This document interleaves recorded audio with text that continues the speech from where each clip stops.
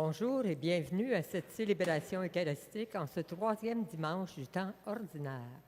Aujourd'hui, nous célébrons la messe pour Bruno Huard, Claude Métaillé, chevalier de colon décédé, conseil 99-88. Alors que, pour diverses raisons, les célébrations eucharistiques se font de plus en plus rares, il est bon de savoir que Dieu ne nous abandonne pas. Il nous convie à nous rassembler autour de sa parole, qui est toujours aussi vivante. En commençant son ministère, Jésus proclame que la parole de Dieu s'accomplit aujourd'hui. À chacun et chacune de nous, maintenant, avec nos charismes propres, de rendre cette parole accessible, vivante et signifiante pour le monde actuel. Avec Monseigneur Paul-André Durocher, notre pasteur Jean Olens, entrons en célébration.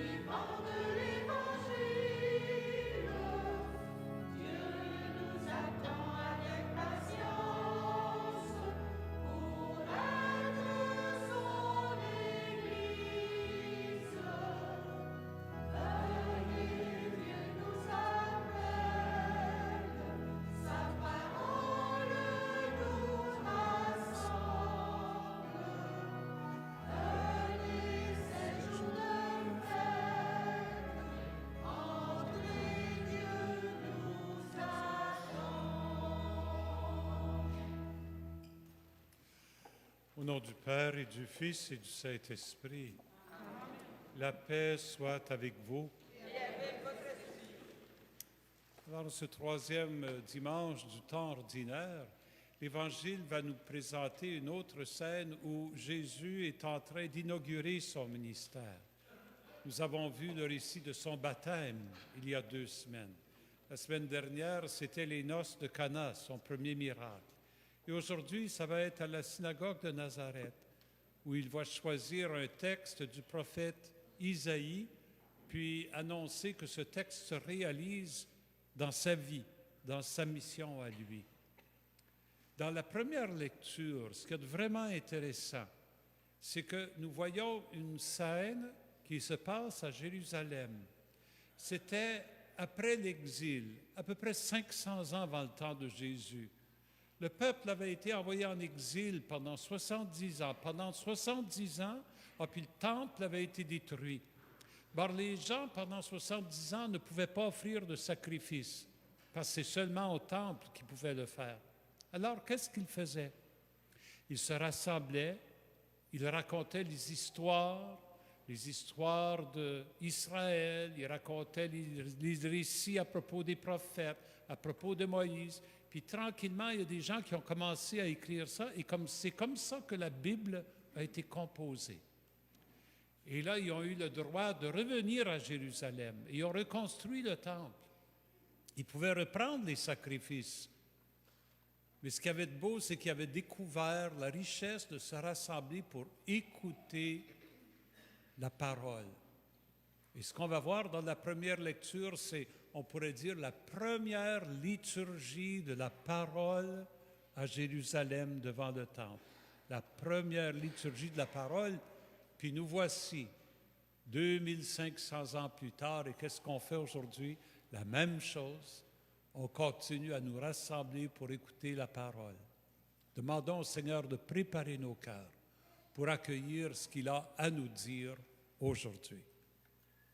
Seigneur Jésus, ta parole se fait réconfortante dans nos doutes. Sois béni et prends pitié de nous. Sois béni et prends pitié de nous. Ô Christ, ta présence dans le pain de vie comble nos manques et nos faims. Sois béni et prends pitié de nous. Sois béni et prends pitié de nous. Seigneur, tu es un baume d'espérance au milieu des épreuves. Sois béni et prends pitié de nous. Sois béni et prends pitié de nous. Que Dieu notre Père nous fasse miséricorde, qu'il nous pardonne nos péchés et nous conduise à la vie éternelle. Amen.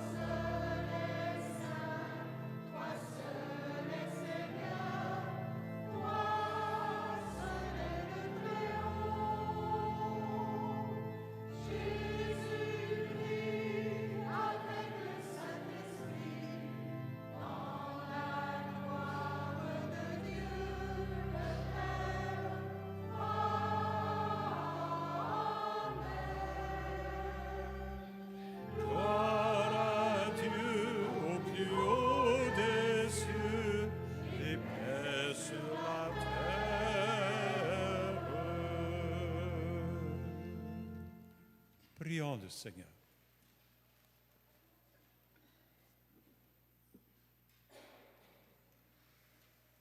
Dieu éternel et tout-puissant, dans ta bienveillance, dirige nos actions, afin qu'au nom de ton Fils bien-aimé, nous portions des fruits en abondance. Par Jésus-Christ, ton Fils, notre Seigneur, qui vit et règne avec toi dans l'unité du Saint-Esprit, Dieu pour les siècles des siècles. Amen.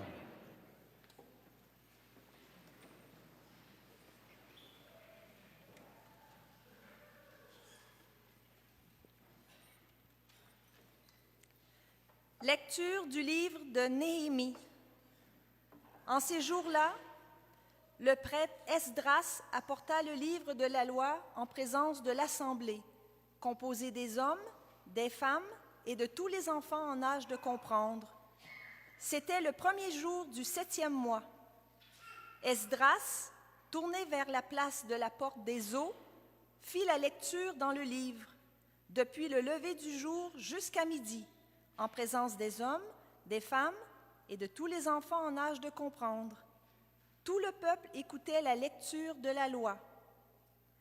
Le scribe Esdras se tenait sur une tribune de bois, construite tout exprès.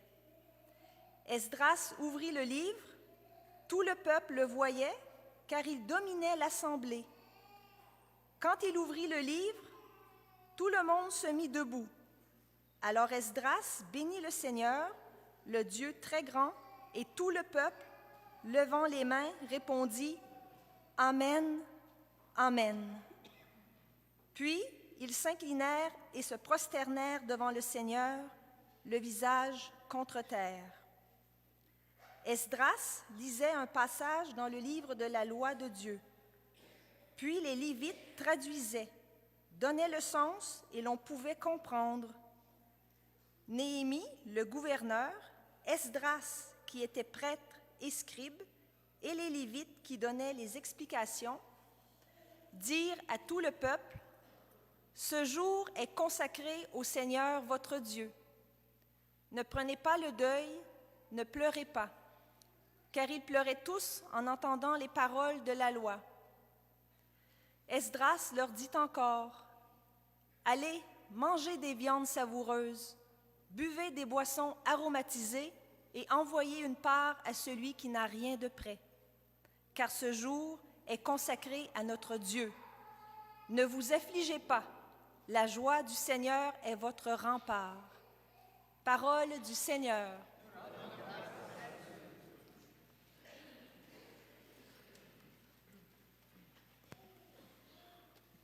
Tes paroles, Seigneur, sont esprit et elles sont vie.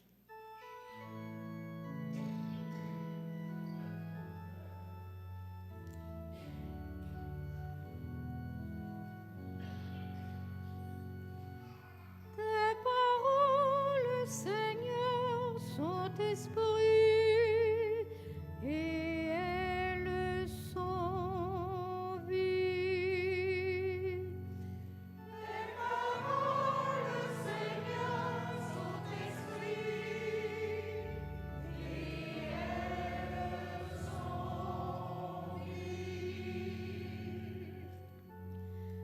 La loi du Seigneur est parfaite, qui redonne vie. La charte du Seigneur est sûre, qui rend sages les simples.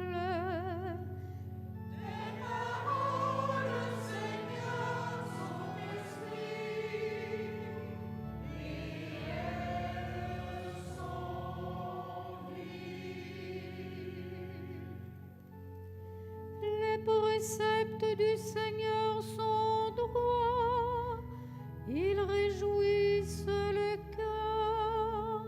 Le commandement du Seigneur est limpide, il clarifie le regard. Les paroles du Seigneur sont esprit.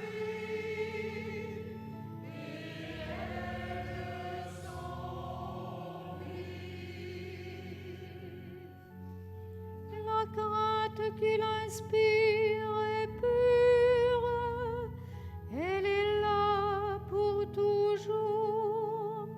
Les décisions du Seigneur sont justes et vraiment équitables. Les paroles du Seigneur sont esprit.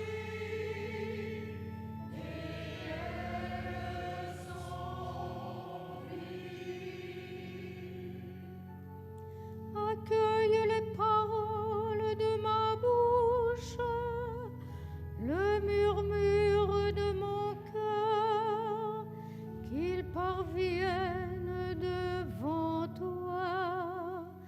Seigneur, mon rocher, mon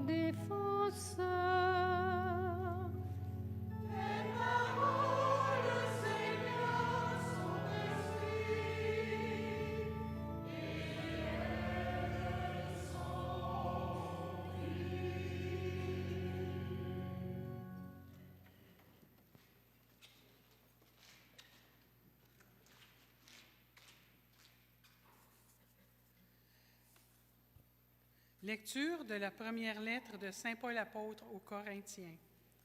Frères, prenons une comparaison. Le corps ne fait qu'un, et il a pourtant plusieurs membres. Et tous les membres, malgré leur nombre, ne forment qu'un seul corps. Il en est ainsi pour le Christ. C'est dans un unique esprit, en effet, que nous tous, juifs ou païens, esclaves ou hommes libres, nous avons été baptisés pour former un seul corps. Tous, nous avons été désaltérés par un unique esprit. Le corps humain se compose non pas d'un seul, mais de plusieurs membres. Le pied aurait beau dire « je ne suis pas la main », donc je ne fais pas partie du corps. Il fait cependant partie du corps. L'oreille aurait beau dire « je ne suis pas l'œil », donc je ne fais pas partie du corps. Elle fait cependant partie du corps. Si dans le corps il n'y avait que les yeux, comment pourrait-on entendre? S'il n'y avait que les oreilles, comment pourrait-on sentir les odeurs? Mais dans le corps, Dieu a disposé les différents membres comme il a voulu. S'il n'y avait en tout qu'un seul membre, comment cela ferait-il un corps? En fait, il y a plusieurs membres et un seul corps. L'œil ne peut pas dire à la main « je n'ai pas besoin de toi ». La tête ne peut pas dire aux pieds « je n'ai pas besoin de vous ». Bien plus, les parties du corps qui paraissent les plus délicates sont indispensables. Et celles qui passent pour moins honorables, ce sont elles que nous traitons avec plus d'honneur. Celles qui sont moins décentes, nous les traitons plus décemment. Pour celles qui sont décentes, ce n'est pas nécessaire, mais on organise le corps. Dieu a accordé plus d'honneur à ce qui est dépourvu. Il a voulu ainsi qu'il n'y ait pas de division dans le corps, mais que les différents membres aient tous le souci les uns des autres. Si un seul membre souffre, tous les membres partagent sa souffrance.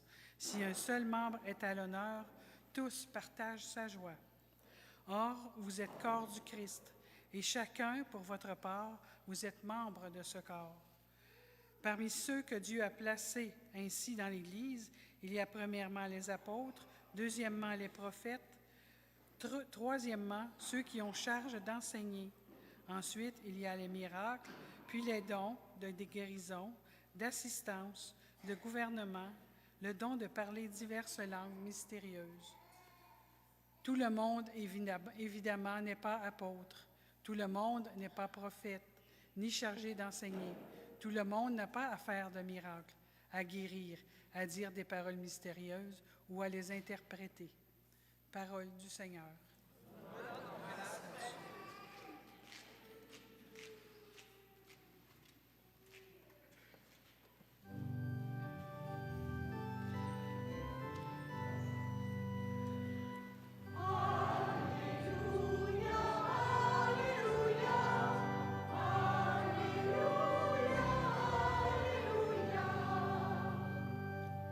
Le Seigneur m'a envoyé porter la bonne nouvelle aux pauvres, annoncer aux captifs leur libération.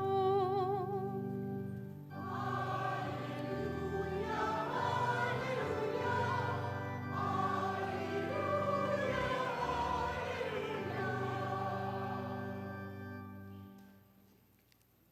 Le Seigneur soit avec vous. Évangile de Jésus-Christ selon saint Luc.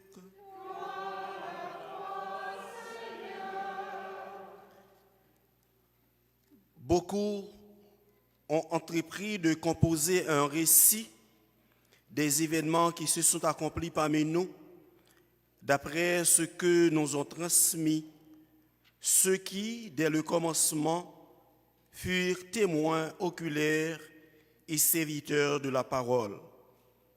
C'est pourquoi j'ai décidé, moi aussi, après avoir recueilli avec précision des informations concernant tout ce qui s'est passé depuis le début, d'écrire pour toi, excellent Théophile, un exposé suivi afin que tu rendes bien compte de la solidité des enseignements que tu as entendus.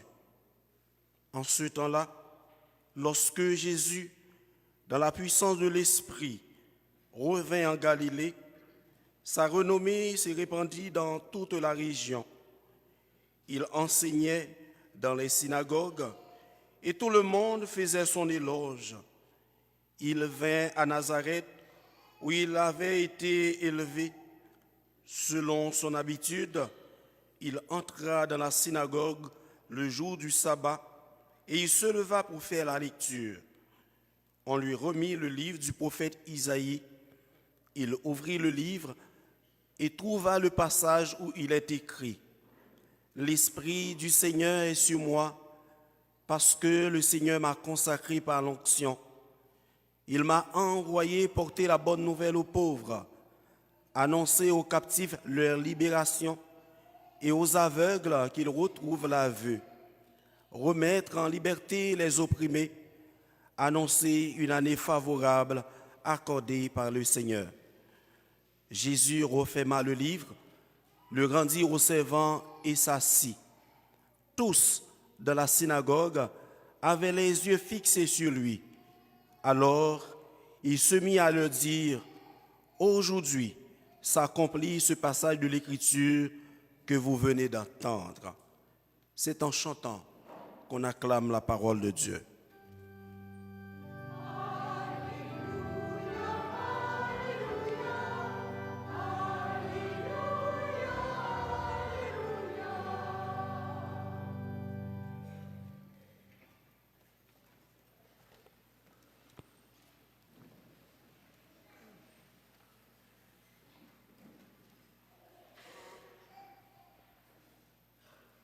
Lors du Concile Vatican II, qui a été tenu dans les années, au début des 60, les évêques du monde rassemblés à Rome ont, dans un de leurs textes, ils ont dit ceci à propos de Jésus.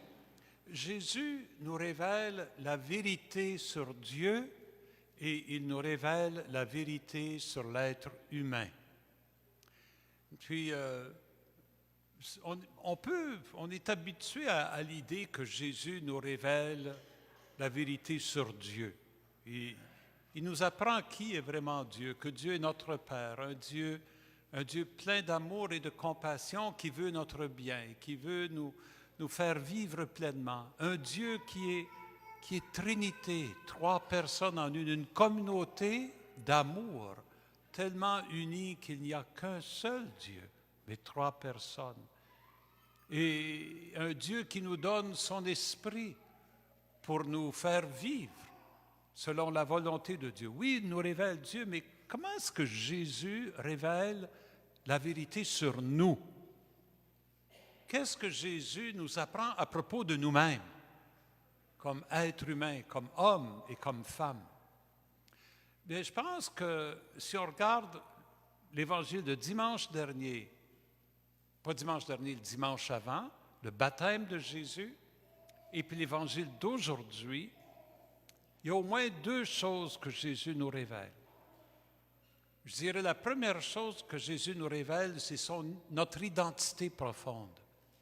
Dans le baptême, qu'est-ce qui arrive? Jésus est baptisé et il y a une voix qui descend du ciel. Et qu'est-ce que la voix dit?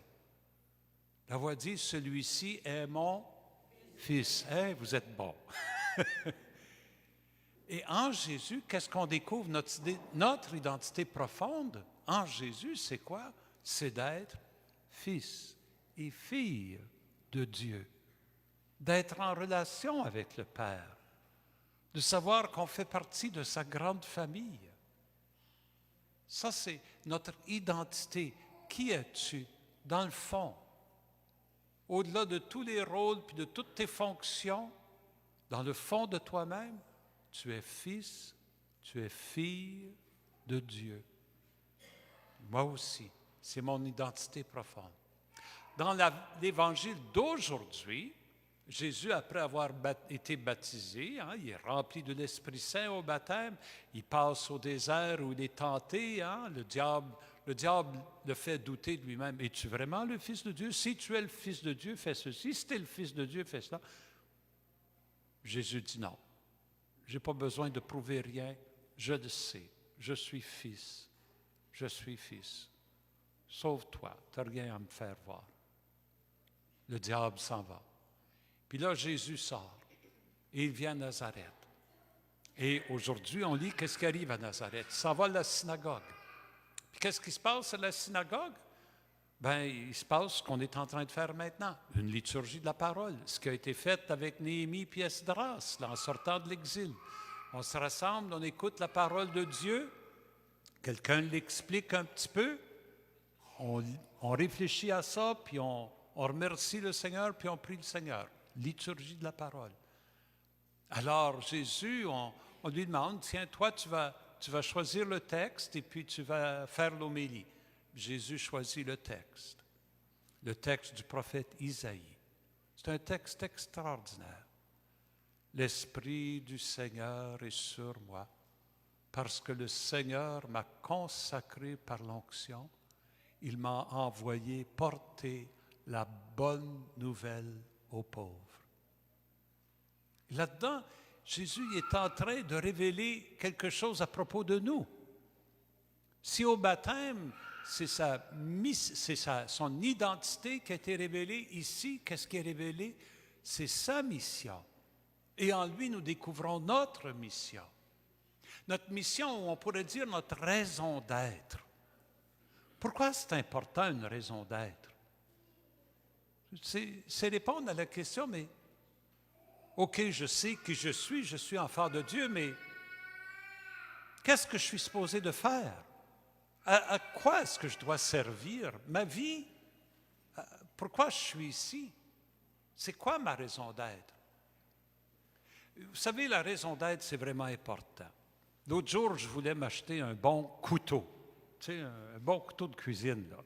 Par là, je suis allé à l'Internet, puis j'ai fouillé sur des sites web, tu sais, qui disent... moi, j'ai mis comme recherche, c'est quoi le meilleur couteau? Bien là, j'avais toutes sortes de réponses. Hein? Ça, le plus beau couteau, hey, regarde ce couteau-là, le designer, c'est un tel, et puis regarde la forme, et puis regarde comment c'est structuré, c'est le plus beau couteau. Un autre, c'est le couteau le plus riche au monde. Regarde, la poignée, elle est faite en or, tu sais, puis non, la lame est faite en or, puis la poignée est faite en ivoire, puis c'est un couteau qui est taillé, puis c'est le couteau le plus riche au monde. Un autre, c'est le couteau, je ne sais pas, le plus historique du monde. Le couteau le plus historique du monde, le roi Louis XVI, il coupait sa viande avec ce couteau-là. Il est à vendre, seulement $1 million, tu sais. Le couteau le plus flexible au monde. Avec ce couteau-là, tu peux faire toutes sortes de choses. Tu peux couper tes tomates, puis tu peux couper tu peux dévisser des appareils, puis tu peux faire toutes sortes de choses avec ce couteau-là. Tu peux même tuer les maringouins. Le couteau le plus versatile au monde. Tu sais? Mais qu'est-ce qui fait un bon couteau? Qu'est-ce qui fait un bon couteau? C'est-tu parce que c'est historique? C'est-tu parce qu'il est beau? C'est-tu parce qu'il est versatile? C'est-tu parce que, je ne sais pas, moi, parce qu'il coûte cher? Non. Vous le savez, comme moi, qu'est-ce qui fait un bon couteau? C'est un couteau qui coupe. Tu veux un couteau qui coupe bien, c'est ça un bon couteau. Puis c'est ça la raison d'être d'un couteau. Pourquoi on veut avoir un couteau? Pour qu'il coupe. C'est la raison d'être du couteau, de couper. Puis qu'est-ce qui fait un bon couteau? C'est un couteau qui remplit sa raison d'être. Un couteau qui remplit sa mission, qui est de couper. On est tous d'accord avec ça? Bien, c'est quoi la raison d'être de toi et de moi? Qu'est-ce qui fait qu'on peut dire c'est un bon chrétien, c'est une bonne chrétienne? Bien, c'est parce qu'on a rempli notre raison d'être. Mais c'est quoi notre raison d'être? Jésus, dans l'Évangile d'aujourd'hui, donne sa raison d'être. Sa raison d'être. Lisez ce qu'il a écrit. L'Esprit du Seigneur est sur moi. Il m'a envoyé porter la bonne nouvelle aux pauvres. La mission, la raison d'être de Jésus, c'est d'aller aider d'autres personnes à connaître que Dieu les aime. C'est de faire découvrir aux hommes et aux femmes de son temps cette nouvelle extraordinaire que le Créateur de l'univers veut qu'ils vivent. Leur dire qu'ils ont de la valeur, une dignité extraordinaire. Leur faire prendre conscience de tout le potentiel qu'il y a en eux, qu'il y a en elles, et les aider à répondre à l'amour de Dieu, en vivant eux autres aussi dans cet amour, à découvrir qu'eux aussi, elles aussi, sont fils et filles de Dieu. Ça, c'est la raison d'être de Jésus. Regardez, il continue. Le Seigneur m'a envoyé porter la bonne nouvelle aux pauvres, annoncer aux captifs leur libération, aux aveugles qu'ils retrouveront la vue, remettre en liberté les opprimés, annoncer une année favorable accordée par le Seigneur. L'année favorable accordée par le Seigneur, c'est ce qu'on appelait à cette époque-là l'année du jubilé. Puis on est dans une année jubilaire cette année. C'est quoi le sens d'une année jubilaire? C'est une année où on goûte d'une façon particulière la bonté, la compassion, la tendresse de Dieu pour nous-mêmes, mais pour les autres. Jésus dit, ma mission n'est pas pour moi, ma mission est pour les autres. Je viens pour que les autres vivent pleinement. Puis mes amis, c'est quoi notre raison d'être?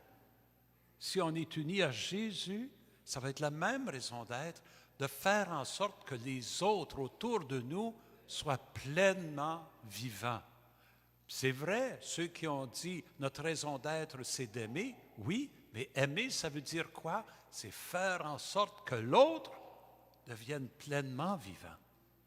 Aider l'autre à se dégager de tous les esclavages, de toutes les chaînes qui l'empêchent de vivre pleinement. L'aider à ouvrir les yeux sur la vérité de lui-même et du monde. L'aider à grandir dans la beauté que Dieu a mis en lui, que Dieu a mis en elle. Ça, c'est le message de Jésus. Jésus révèle la vérité sur nous. Nous sommes fils et filles de Dieu. Il nous révèle notre raison d'être, notre mission, faire en sorte que les autres soient pleinement vivants. Et comme Église, c'est la mission de la communauté chrétienne. C'est quoi votre mission ici, à Sainte-Trinité, comme paroisse? C'est quoi votre mission? Votre mission, c'est de faire en sorte que tout le monde dans ce quartier-ci, là, que tout le monde sache qu'ils ont de la valeur, qu'ils ont de l'importance au regard de Dieu, qu'ils sont aimés de Dieu. Faire en sorte que tout le monde dans ce quartier, il soit un peu plus vivant, un peu plus joyeux, un peu plus dynamique. Comment on va faire ça? J'ai aucune idée. Mais c'est notre mission. C'est notre mission. Demandons au Seigneur aujourd'hui, en ayant écouté cet évangile, d'accueillir notre identité et notre raison d'être. On n'a pas besoin d'être comme des couteaux tranchants. On a besoin d'être comme Jésus, source de vie, de joie et de paix autour de nous.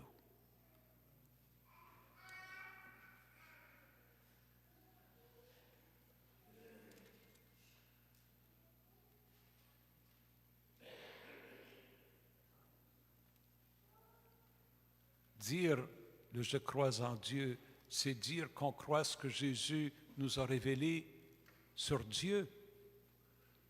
Mais sous-entendu, c'est qu'on dit aussi qu'on croit ce qu'il a révélé à propos de nous. Qui nous sommes, notre identité, et qu'est-ce que nous sommes appelés à faire, notre raison d'être. Ensemble, levons-nous, professons notre foi. Je crois en Dieu, le Père.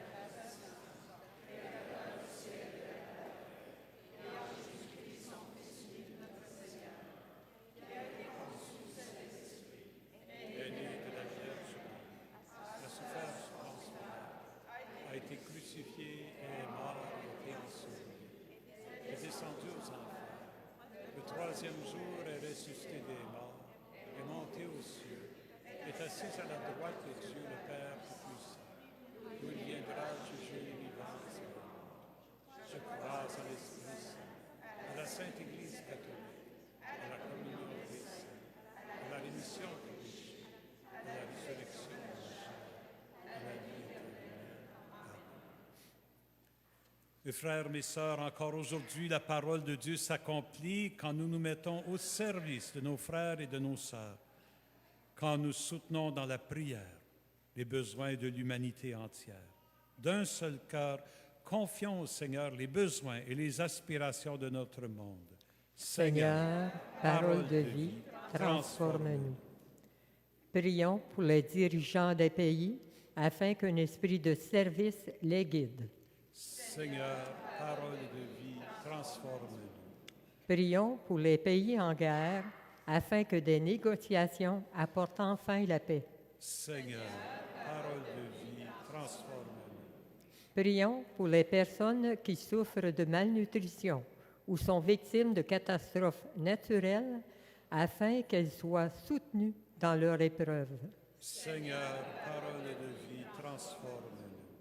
Prions pour les prêtres et les catéchètes afin que, devant la tâche à accomplir, ils demeurent confiants et pleins d'espérance. Seigneur, parole de vie, transforme-nous. Prions pour les gens qui refusent de croire au Christ afin qu'ils rencontrent des témoins remplis d'amour. Seigneur, parole de vie, transforme-nous. Prions pour les malades afin qu'ils soient réconfortés et soignés dans la dignité.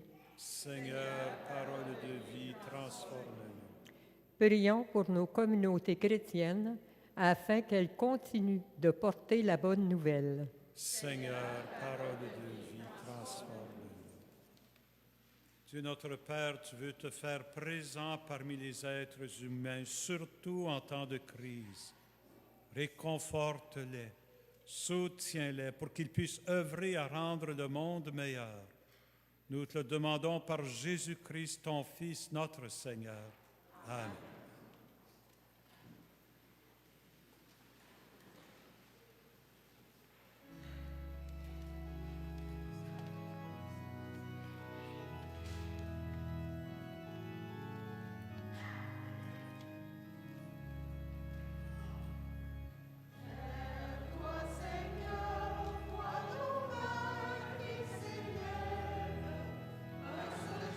Joyeux, à jaillir de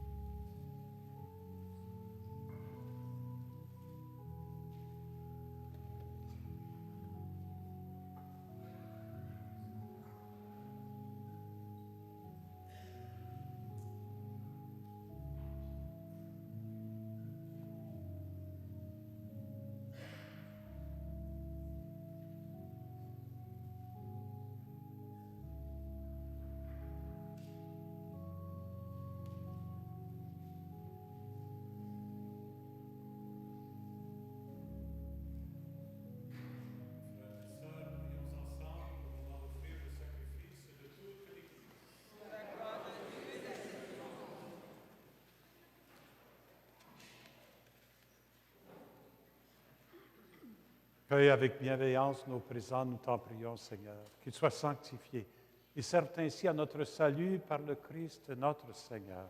Amen.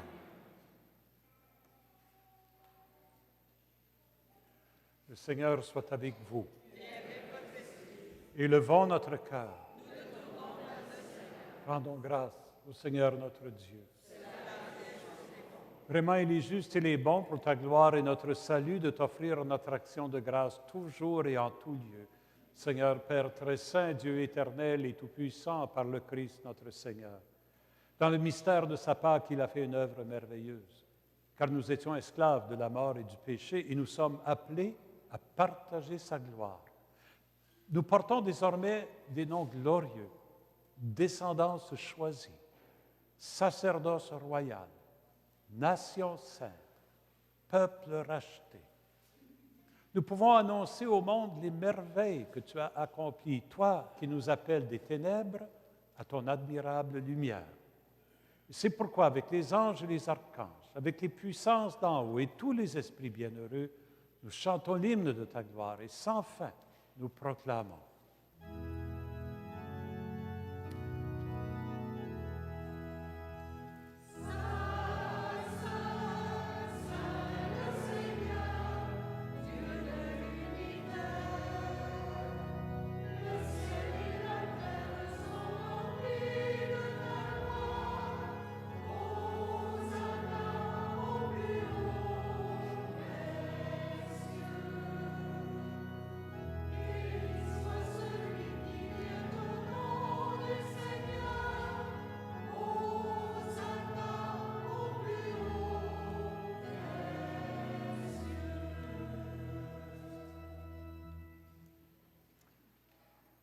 Tu es vraiment saint Dieu de l'univers. Il est juste que toute la création proclame ta louange, car c'est toi qui donnes la vie, c'est toi qui sanctifies toutes choses par ton Fils Jésus-Christ notre Seigneur avec la puissance de l'Esprit Saint, et tu ne cesses de rassembler ton peuple, afin que du levant au couchant du soleil, une offrande pure soit présentée à ton nom. C'est pourquoi nous voici rassemblés devant toi, Dieu notre Père, dans la communion de toute l'Église. Nous célébrons le jour où le Christ est ressuscité d'entre les morts. Par lui que tu as élevé à ta droite, nous te supplions de consacrer toi-même les offrandes que nous apportons. Sanctifie-les par ton Esprit, pour qu'elles deviennent le corps et le sang de ton Fils, Jésus-Christ notre Seigneur, qui nous a dit de célébrer ce mystère. La nuit même où il fut livré, il prit le pain. En te rendant grâce, il dit la bénédiction, le rompit. Il le donna à ses disciples en disant, « Prenez et mangez-en tous. Ceci est mon corps livré pour vous. »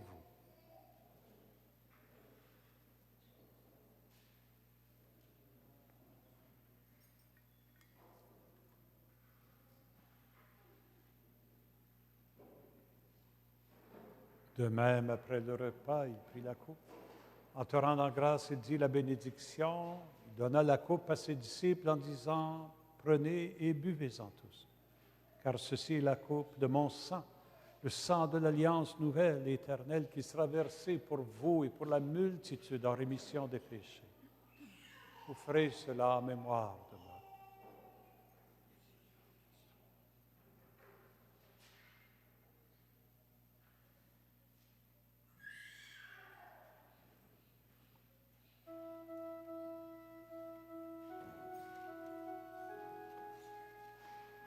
Il est grand le mystère de la foi.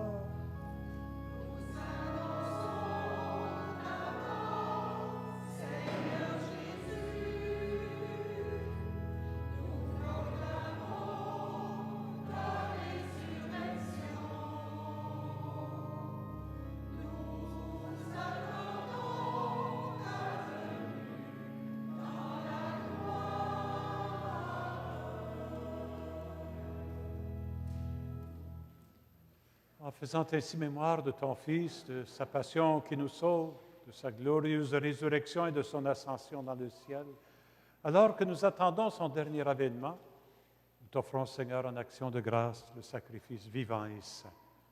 Regarde, nous t'en prions, l'oblation de ton Église.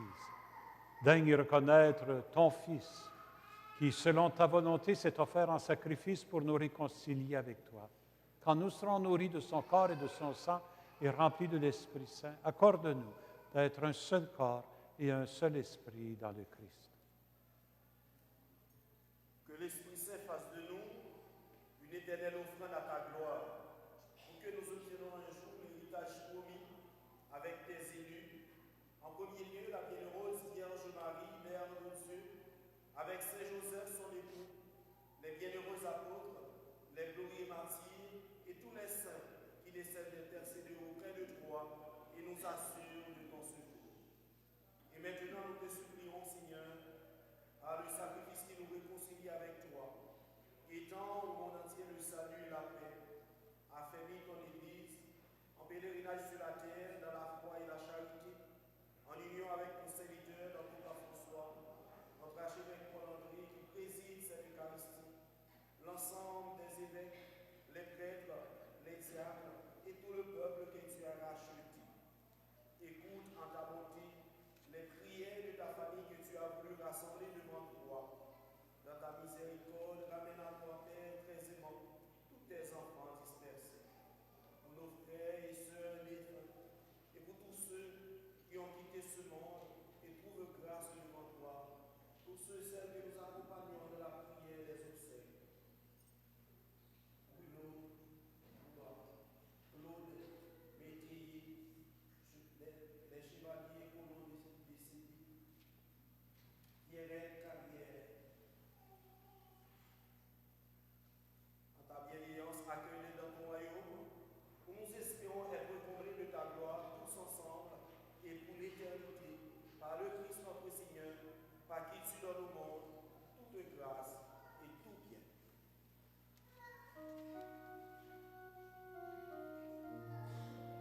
Par lui, avec lui et en lui, à toi, Dieu le Père Tout-Puissant, dans l'unité du Saint-Esprit, tout honneur et toute gloire pour les siècles des siècles.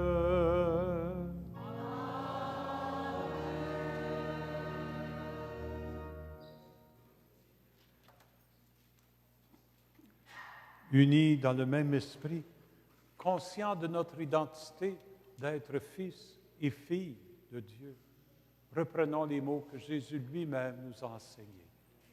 Notre Père, qui es aux cieux, que ton nom soit sanctifié, que ton règne vienne, que ta volonté soit faite sur la terre comme au ciel. Donne-nous aujourd'hui notre pain de ce jour. Pardonne-nous nos offenses, comme nous pardonnons aussi à ceux qui nous ont offensés. Et ne nous laisse pas entrer en tentation, mais délivre-nous du mal. Délivre-nous de tout mal, Seigneur. Donne la paix à notre temps. Soutenus par ta miséricorde, nous serons libérés de tout péché, à l'abri en toute épreuve. Nous qui attendons que se réalise cette bienheureuse espérance, l'avènement de Jésus-Christ, notre Sauveur.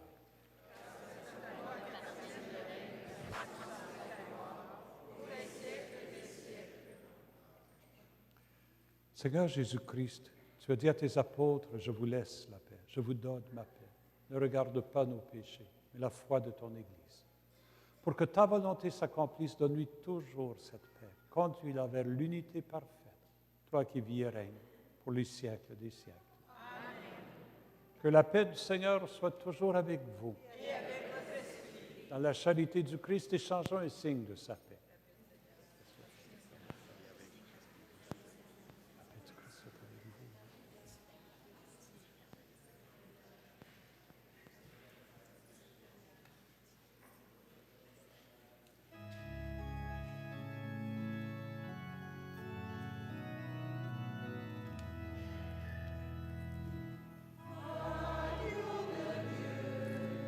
Qui enlève les péchés du monde.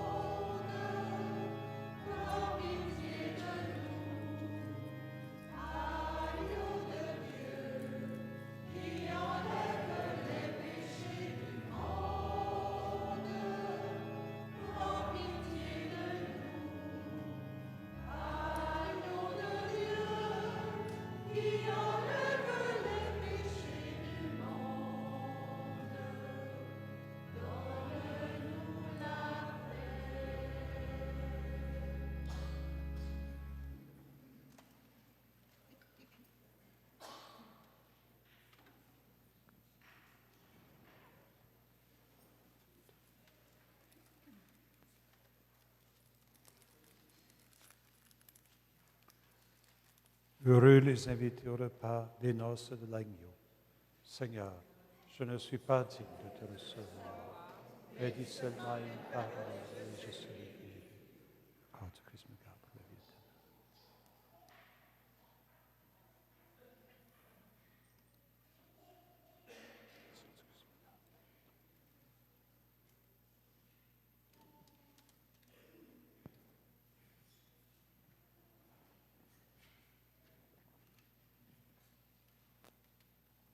Tu peux finir de le boire.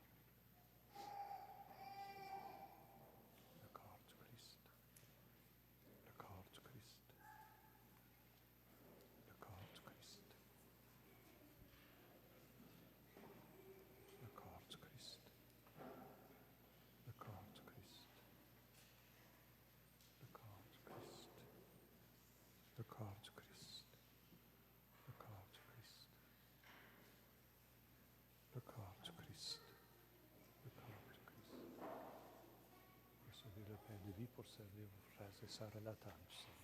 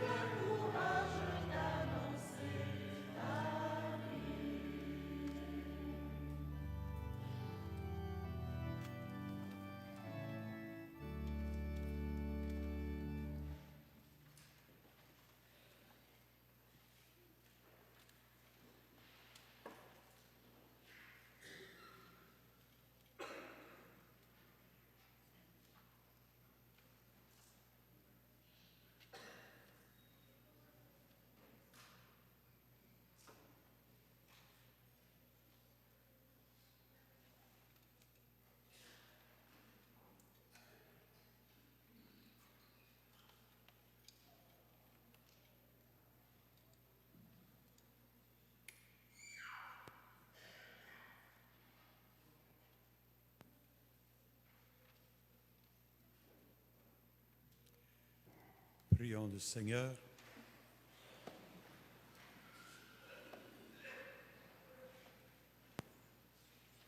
Nous t'en prions, Dieu Tout-Puissant, nous recevons de toi la grâce qui fait vivre. Fais que nous trouvions toujours notre gloire dans ce que tu nous donnes, par le Christ notre Seigneur. Amen.